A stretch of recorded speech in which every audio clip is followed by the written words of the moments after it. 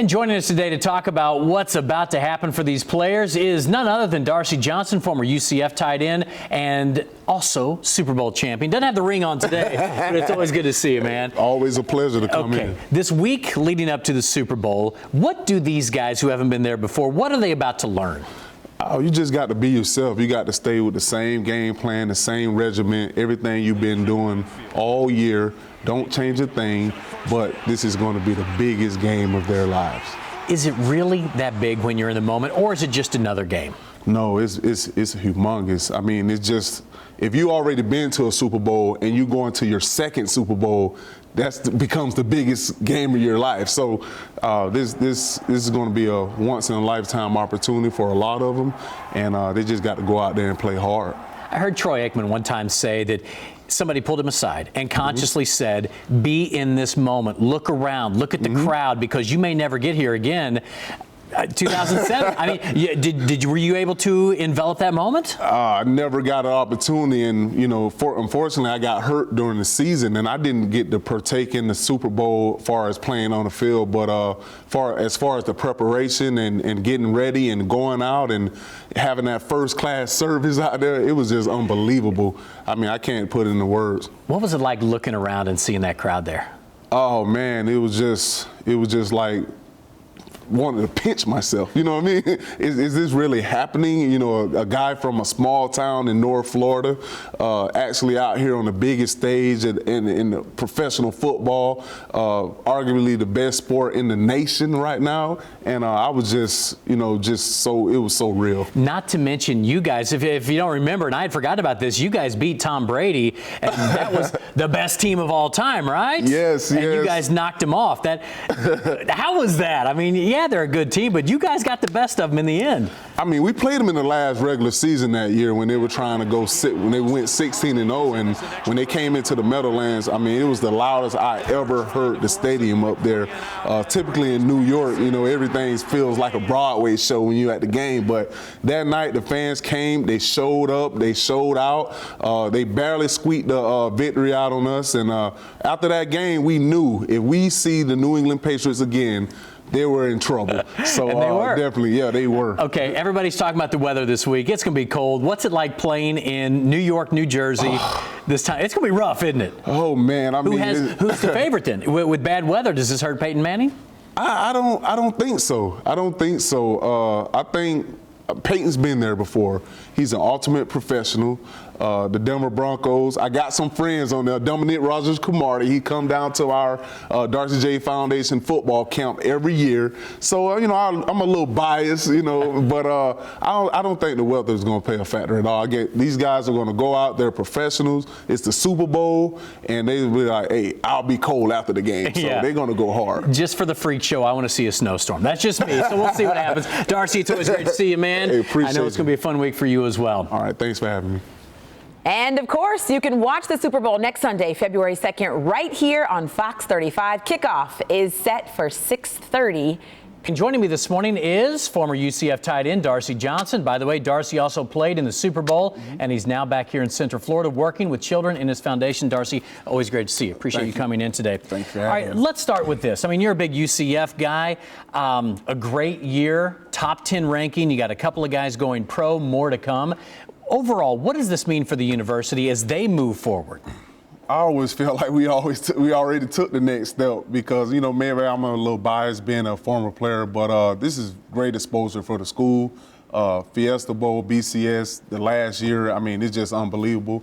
I think it's going to be a boost in recruiting. I think guys are going to want to come here. And I'm just so excited right now. Yeah, let's also talk about Storm Johnson. He's going to be entering the draft. Blake Bortles, some saying he might be a #1 pick depending on how things line out.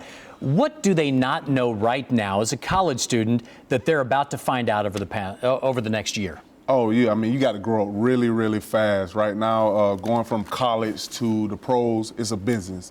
It's not going to be anybody there to check your classes, make sure you studying the film. You got to do it yourself, and you got to come to work every day ready for somebody behind you to try to take your job. I think that's one of the big differences there is, all right, in college, you've got a lot of guys who want those jobs, but in the pros, Man, you're churning over players so quick, so it may not be a long-term proposition for these guys. What did you say, 3.5 years is the average, right? 3.5 years is the average. I was fortunate enough to play 5 years, which is a lifetime in most jobs. Some guys play 10, 15 years, which is unheard of, the Brett Favre's. But yeah, it can be over just like that. It can be, injury can take you out. A team can feel like, hey, I want to get younger at that position, or your performance can't be up to par. So every day is, you got to wake up and say, I got to go out here and give it my all because I may not be here tomorrow. We're going to go through this later on about leaving school early and taking the big bucks. But a lot of people don't understand that when you get a contract in the NFL for 5 years, whatever it might be, that's not guaranteed money, is it? How does that work? No, that it doesn't work that way. Signing bonuses. Guys try to get those big signing bonus so that can give you a little bit of stability, and the organization can, basically keep them trapped with you for a couple of years. So you want to get a signing bonus.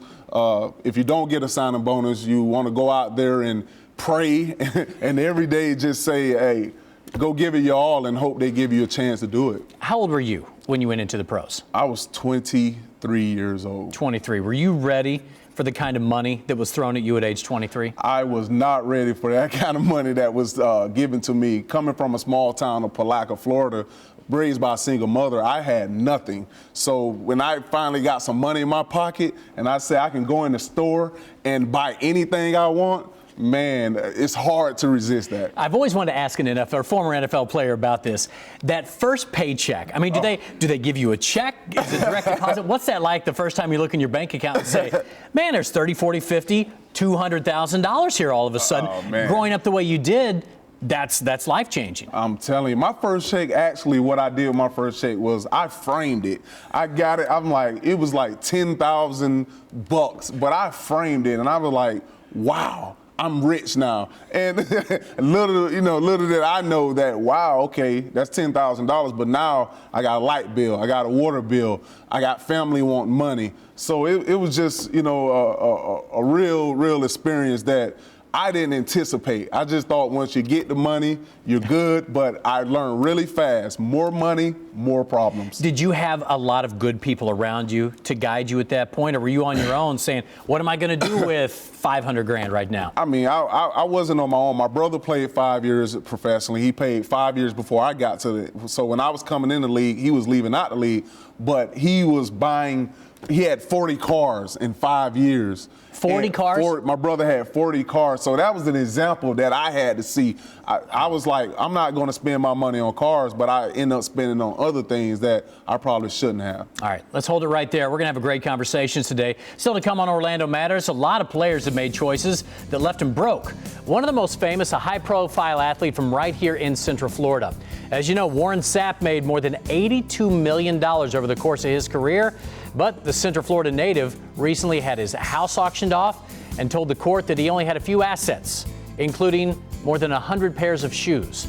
Coming up, our power panel will discuss how athletes get in this position and how they're trying to make sure these players don't repeat the past. It's coming up right here on Orlando Matters.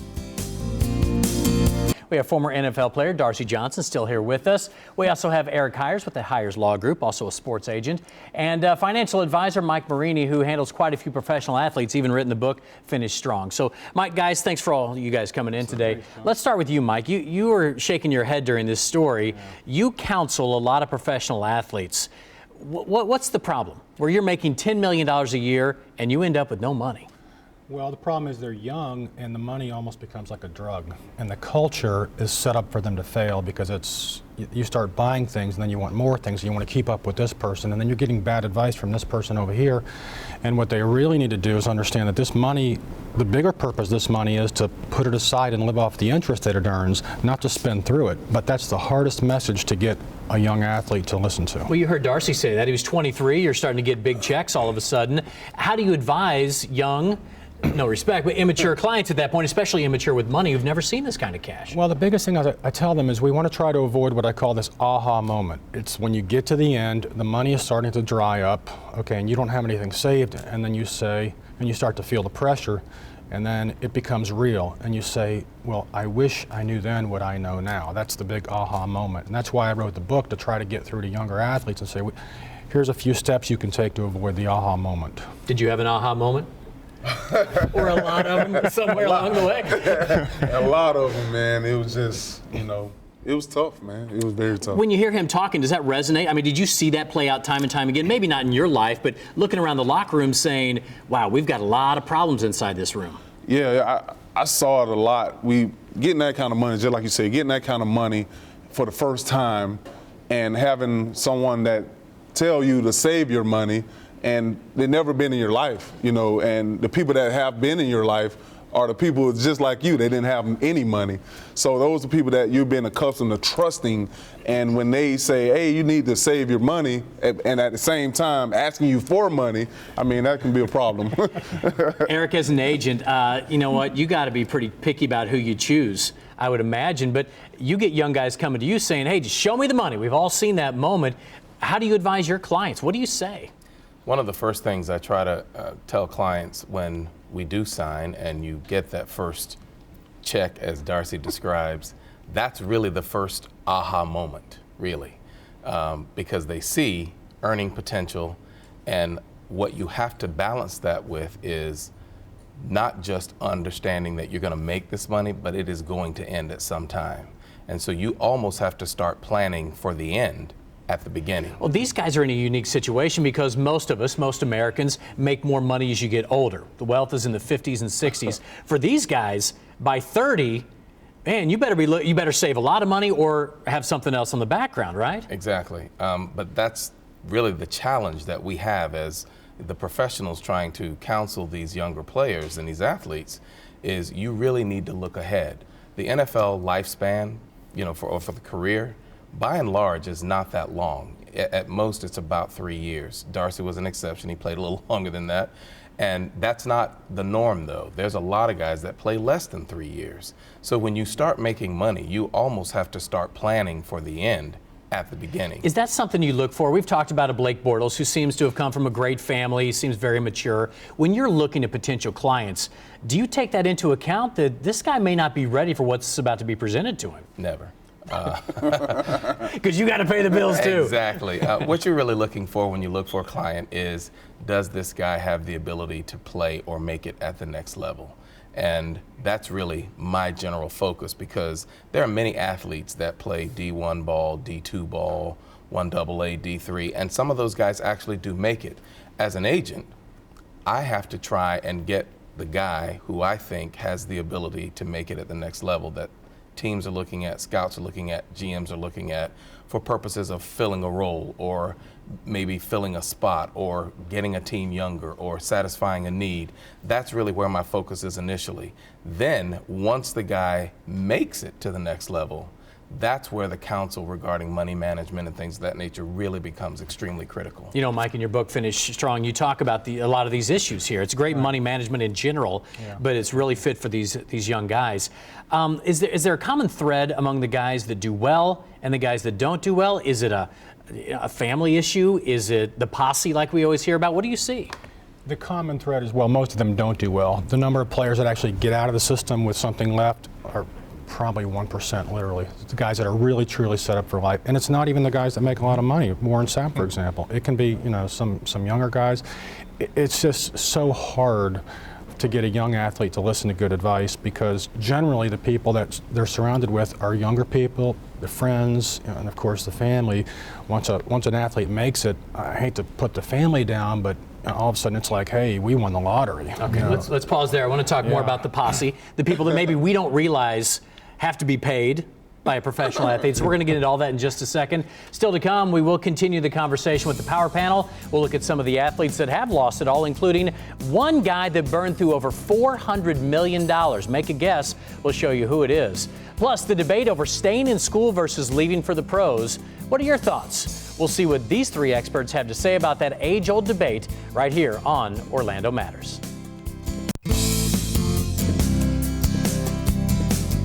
Welcome back to Orlando Matters. I want you to take a look at this list. These are some of the players that have blown a fortune after their playing days were over.